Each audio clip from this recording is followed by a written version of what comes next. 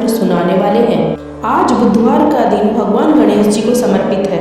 आज के दिन गजानन जी महाराज की पूजा अर्चना की जाती है। गजानन जी महाराज के मंत्रों का जाप श्रवण विशेष लाभदायक होता है, क्योंकि भगवान गणेश जी रिद्धि सिद्धि के दाता है, जिन्हें विघ्नहर्ता मंगलकर्ता भी कहा जाता है। भगवान गणेश सभी देवताओं में प्रथम पूजनीय हैं। जिनके जीवन में कष्ट बहुत ज़्यादा है, बीमारी आदि से परेशान है, आर्थिक तंगी से परेशान है, तो एक बार सच्चे मन से भगवान गणेश जी महाराज पर पूरा विश्वास करके इस मंत्र को पूरा सुनना। आप यकीन मानिए, भगवान गजानन गणेश जी महाराज आप पर कृपा जरूर बरसाएंगे। आपके जीवन की सभी समस्याएं दूर करेंगे और सारी मनोकामनाएं पूरी करेंगे। तो आइए प्रभु का ध्यान करके सच्चे मन से मंत्र को पूरा सुन लेते हैं। एक बात ध्यान में रखना कि मंत्र को पूरा 108 बार सुनना है या इससे ज़्यादा ही सुनना है, मतलब कि इस वीडियो को पूरा सुनना है। सुनते सुनते आप ध्यान मग्न हो जाएंगे। आप अपने घर या दुकान पर कहीं भी इस मंत्र को सुन सकते हैं। हम आशा करते हैं आपको शीघ्र ही लाभ मिलेगा। अगर आपको हमारा वीडियो पसंद आए तो वीडियो को दिल से एक लाइक अवश्य करना। ऐसे ही वीडियो देखने के लिए हमारे चैनल अनमोल मंत्र को सब्सक्राइब जरूर करें। कमेंट में जय गणेश जी महाराज लिखना ना भूलें। तो आइए मंत्र को पूरा श्रवण कर लेते हैं। सर्वशक्तिमयं देवं स्वरूपधरं विभुं सर्वविद्याप्रवक्तारं मयूरेश नमाम्यहम्। सर्वशक्तिमयं देवं स्वरूपधरं विभुं सर्वविद्याप्रवक्तारं मयूरेश नमाम्यहम्। सर्वशक्तिमयं देवं स्वरूपधरं विभुं सर्वविद्याप्रवक्तारं मयूरेश नमाम्यहम्।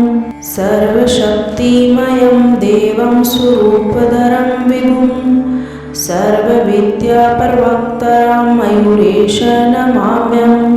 सर्वशक्तिमयं देवं स्वरूपधरं विभुं सर्वविद्याप्रवक्तारं मयूरेश नमाम्यहम्।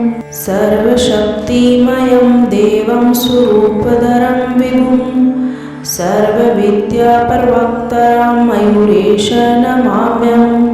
सर्वशक्तिमयं देवं स्वरूपधरं विभुं सर्वविद्याप्रवक्तारं मयूरेश नमाम्यहम्।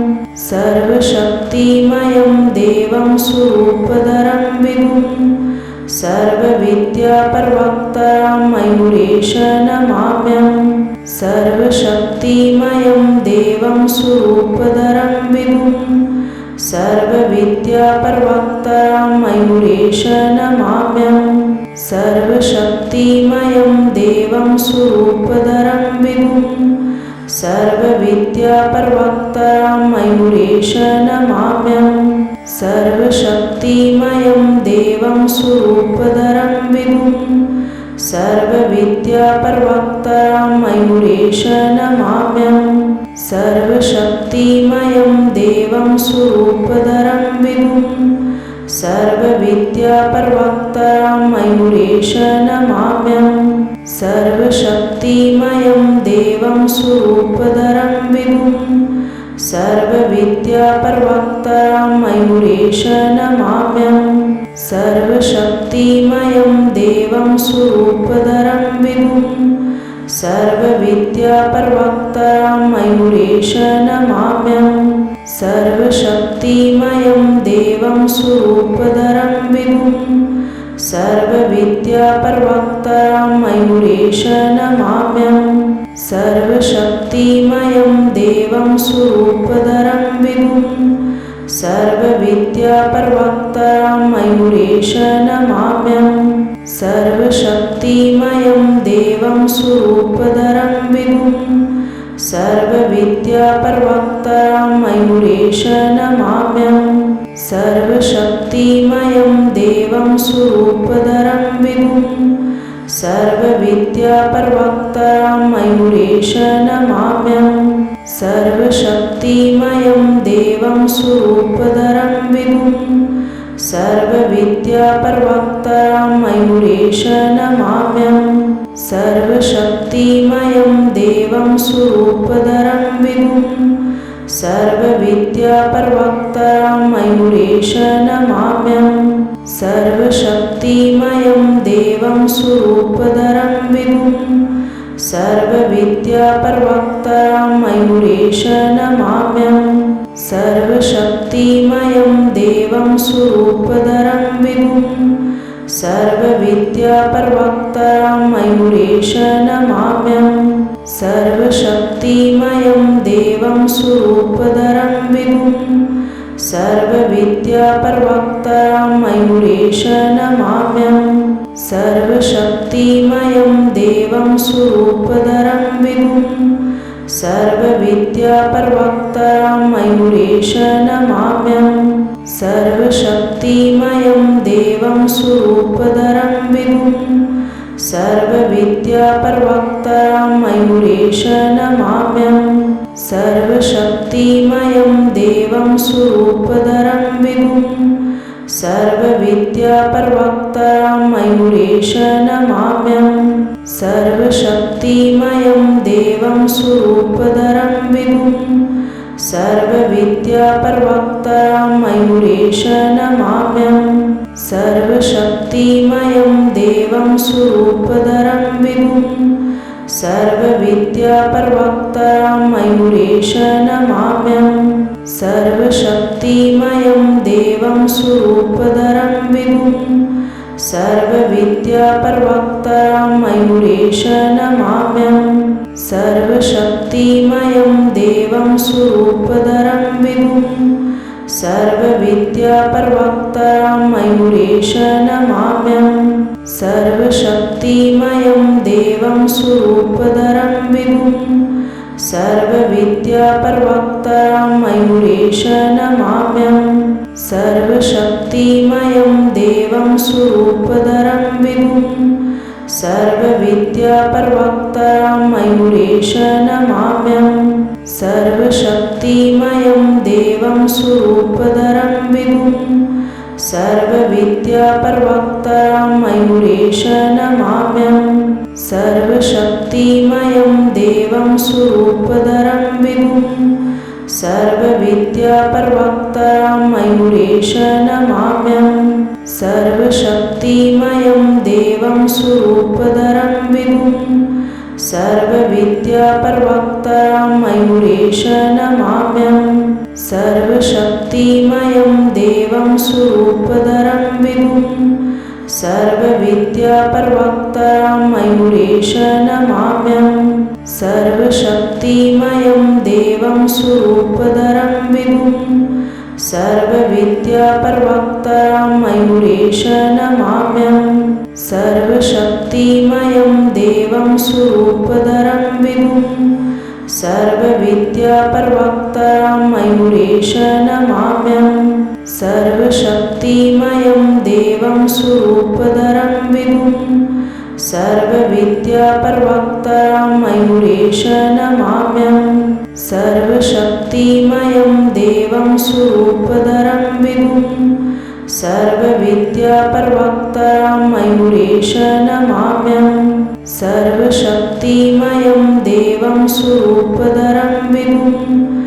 सर्वविद्याप्रवक्तारं मयूरेश नमाम्यहम्। सर्वशक्तिमयं देवं स्वरूपधरं विभुम्।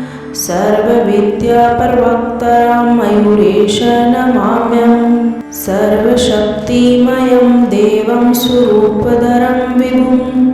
सर्वविद्याप्रवक्तारं मयूरेश नमाम्यहम्। सर्वशक्तिमयं देवं स्वरूपधरं विभुम्। सर्वविद्याप्रवक्तारं मयूरेश नमाम्यहम्। सर्वशक्तिमयं देवं स्वरूपधरं विभुम्। सर्वविद्याप्रवक्तारं मयूरेश नमाम्यहम्। सर्वशक्तिमयं देवं स्वरूपधरं विभुम्। सर्वविद्याप्रवक्तारं मयूरेश नमाम्यहम्। सर्वशक्तिमयं देवं स्वरूपधरं विभुम्।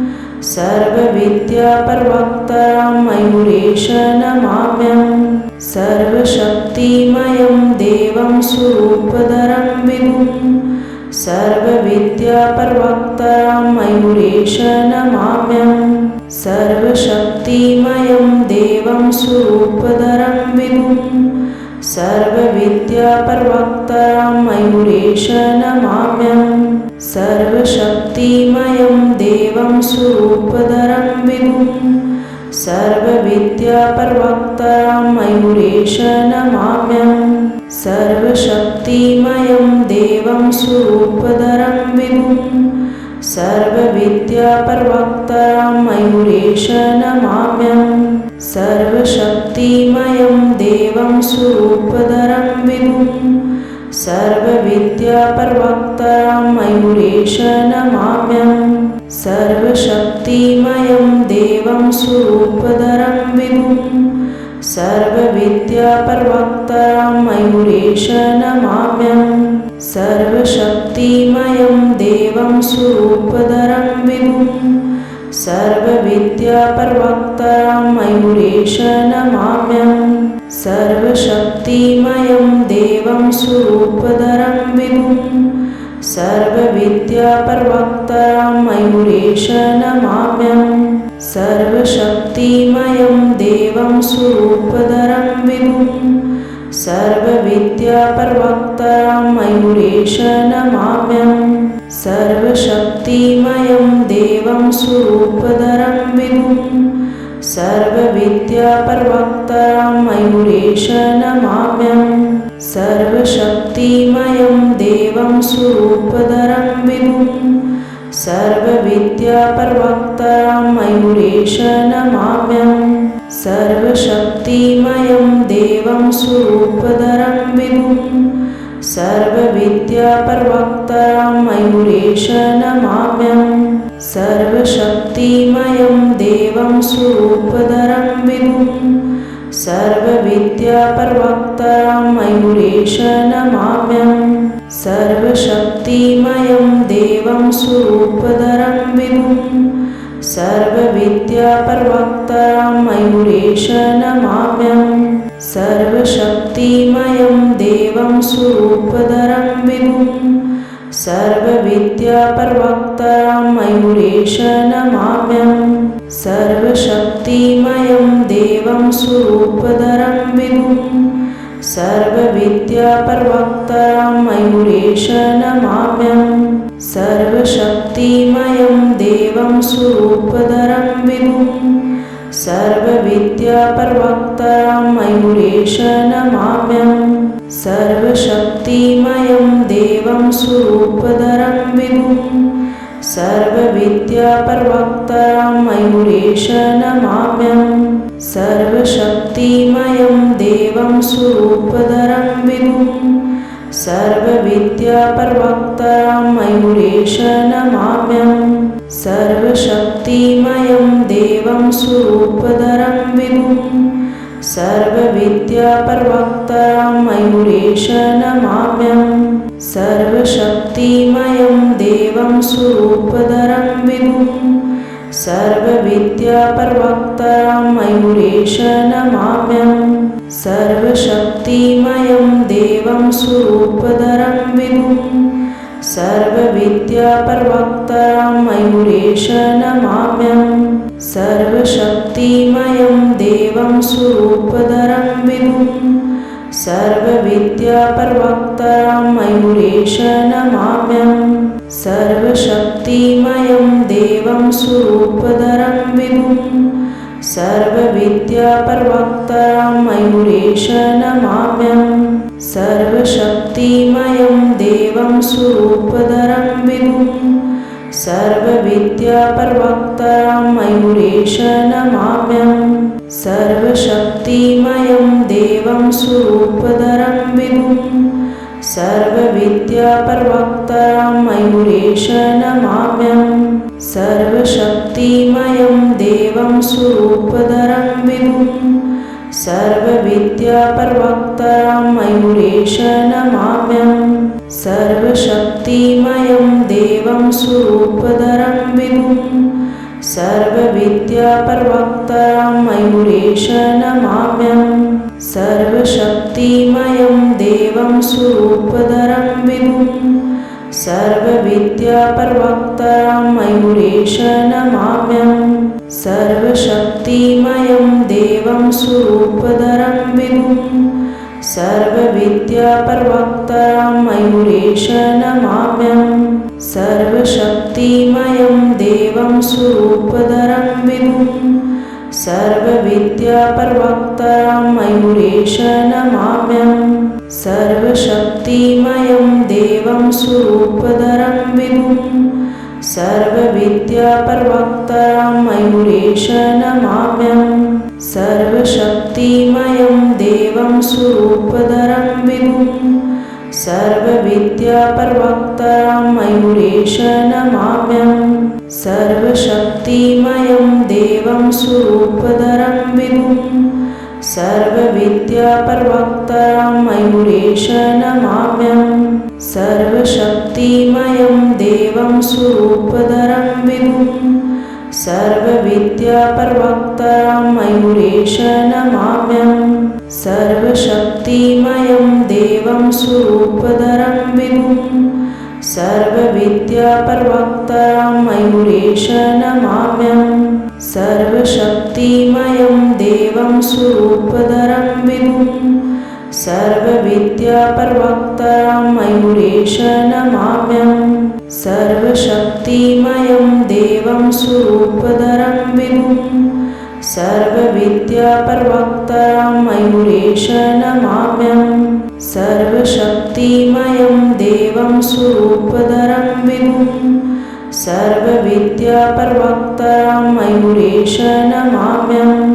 सर्वशक्तिमयं देवं स्वरूपधरं विभुम् सर्वविद्याप्रवक्तारं मयूरेश नमाम्यहम्।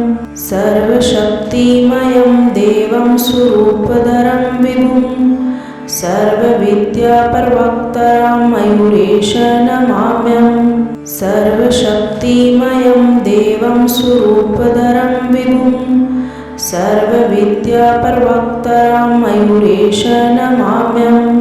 सर्वशक्तिमयं देवं स्वरूपधरं विभुम् सर्वविद्याप्रवक्तारं मयूरेश नमाम्यहम्। सर्वशक्तिमयं देवं स्वरूपधरं विभुम् सर्वविद्याप्रवक्तारं मयूरेश नमाम्यहम्। सर्वशक्तिमयं देवं स्वरूपधरं विभुम् सर्वविद्याप्रवक्तारं मयूरेश नमाम्यहम्। सर्वशक्तिमयं देवं स्वरूपधरं विभुम् सर्वविद्याप्रवक्तारं मयूरेश नमाम्यहम्। सर्वशक्तिमयं देवं स्वरूपधरं विभुम् सर्वविद्याप्रवक्तारं मयूरेश नमाम्यहम्। सर्वशक्तिमयं देवं स्वरूपधरं विभुम् सर्वविद्याप्रवक्तारं मयूरेश नमाम्यहम्। सर्वशक्तिमयं देवं स्वरूपधरं विभुम् सर्वविद्याप्रवक्तारं मयूरेश नमाम्यहम्।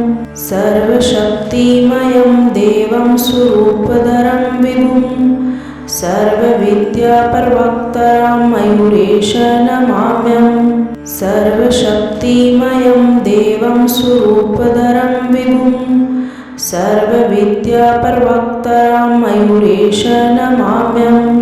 सर्वशक्तिमयं देवं स्वरूपधरं विभुम् सर्वविद्याप्रवक्तारं मयूरेश नमाम्यहम्। सर्वशक्तिमयं देवं स्वरूपधरं विभुम् सर्वविद्याप्रवक्तारं मयूरेश नमाम्यहम्।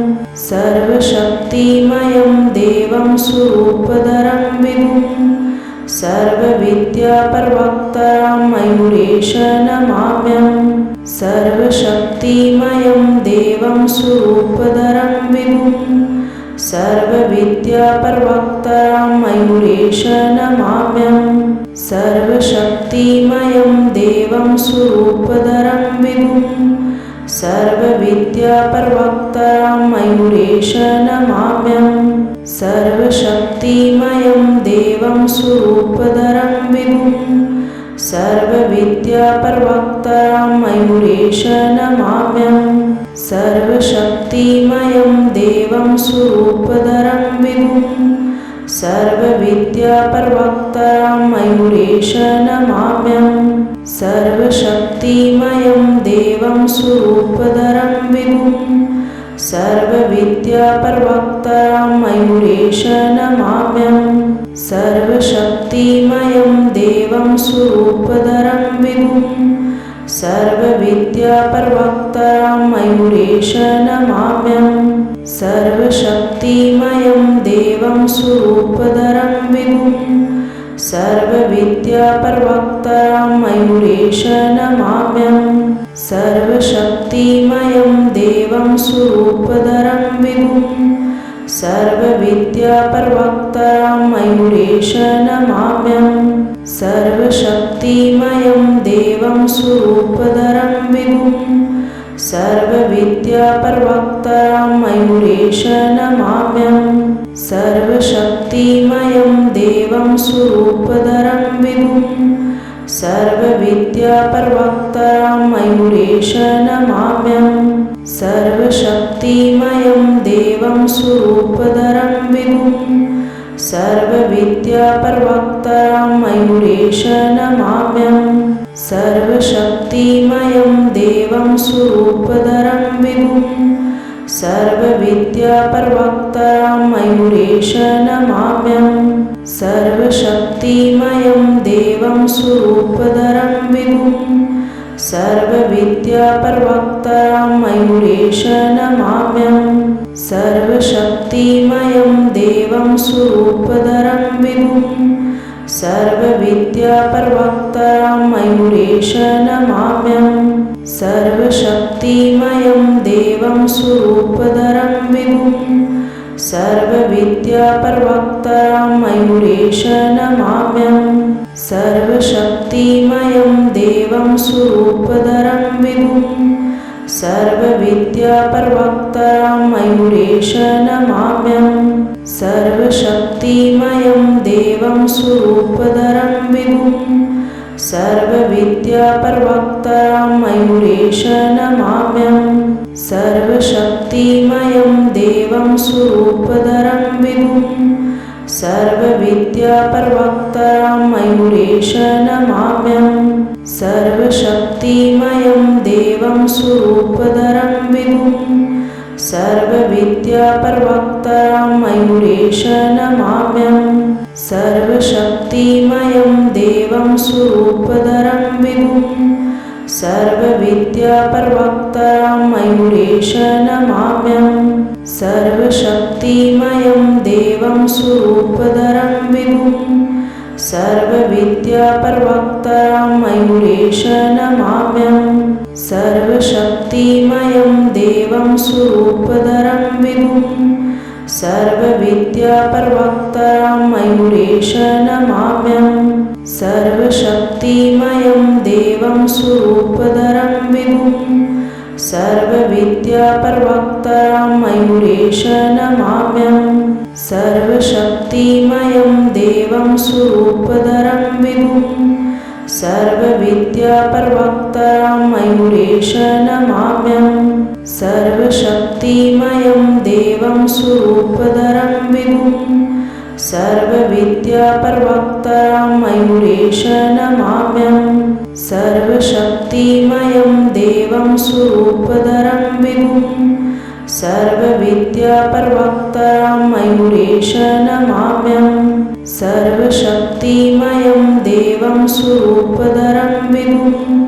सर्वविद्याप्रवक्तारं मयूरेश नमाम्यहम्। सर्वशक्तिमयं देवं स्वरूपधरं विभुम्। सर्वविद्याप्रवक्तारं मयूरेश नमाम्यहम्। सर्वशक्तिमयं देवं स्वरूपधरं विभुम्।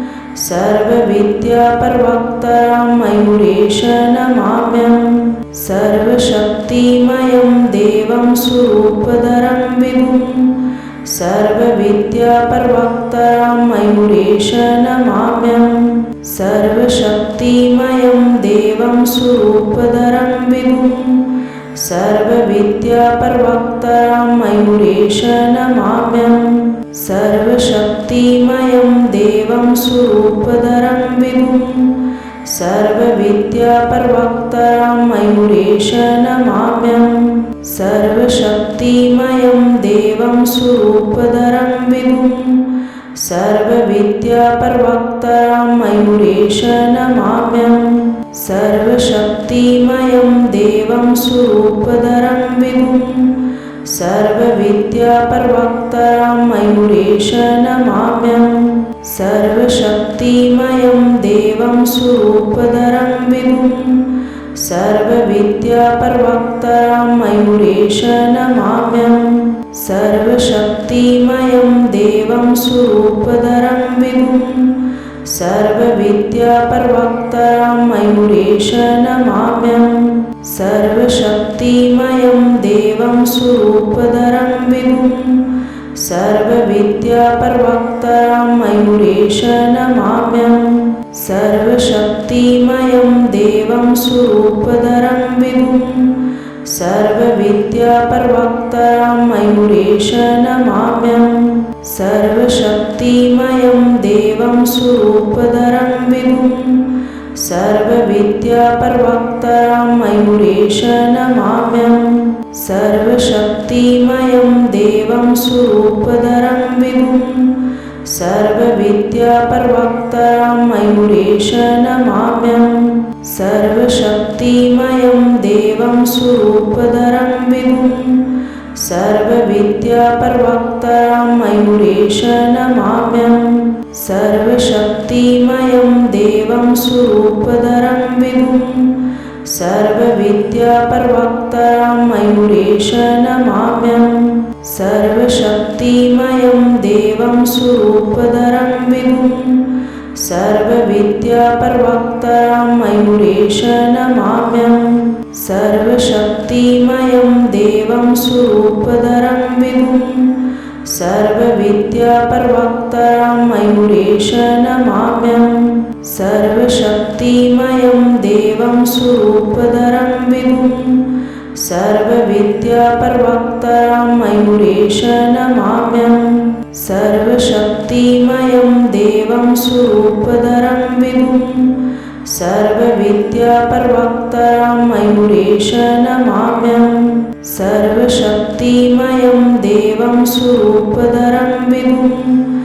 सर्वविद्याप्रवक्तारं मयूरेश नमाम्यहम्। सर्वशक्तिमयं देवं स्वरूपधरं विभुम्।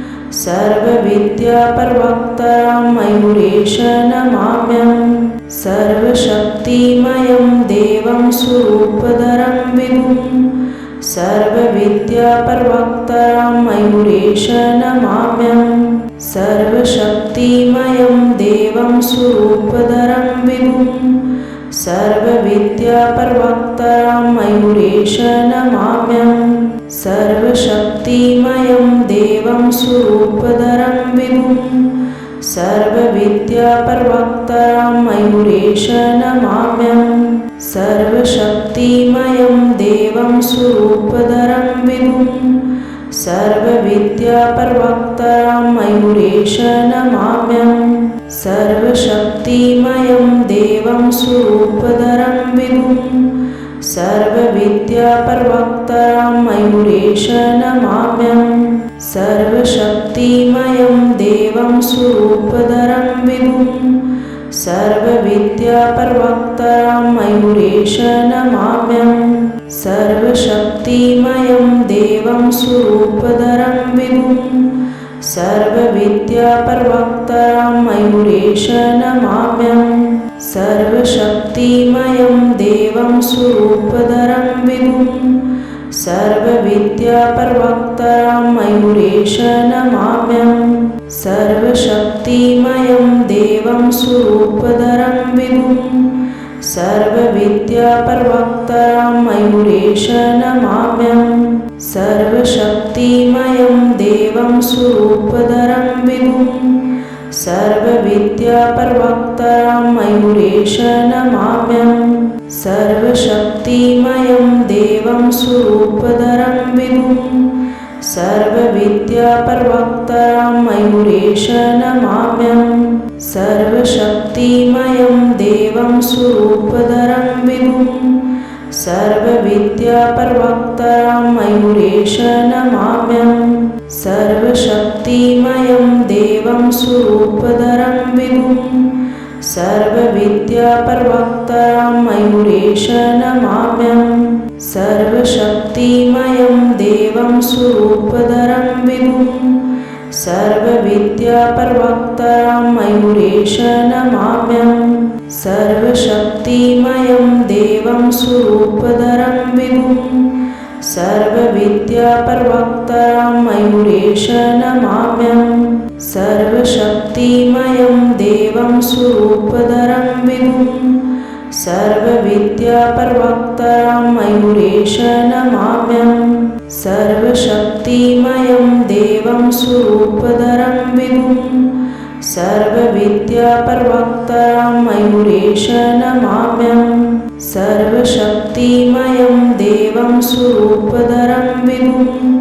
सर्वविद्याप्रवक्तारं मयूरेश नमाम्यहम्। सर्वशक्तिमयं देवं स्वरूपधरं विभुम्। सर्वविद्याप्रवक्तारं मयूरेश नमाम्यहम्। सर्वशक्तिमयं देवं स्वरूपधरं विभुम्। सर्वविद्याप्रवक्तारं मयूरेश नमाम्यहम्। सर्वशक्तिमयं देवं स्वरूपधरं विभुम्। सर्वविद्याप्रवक्तारं मयूरेश नमाम्यहम्। सर्वशक्तिमयं देवं स्वरूपधरं विभुम्। सर्वविद्याप्रवक्तारं मयूरेश नमाम्यहम्। सर्वशक्तिमयं देवं स्वरूपधरं विभुम्। सर्वविद्याप्रवक्तारं मयूरेश नमाम्यहम्। सर्वशक्तिमयं देवं स्वरूपधरं विभुम्। सर्वविद्याप्रवक्तारं मयूरेश नमाम्यहम्।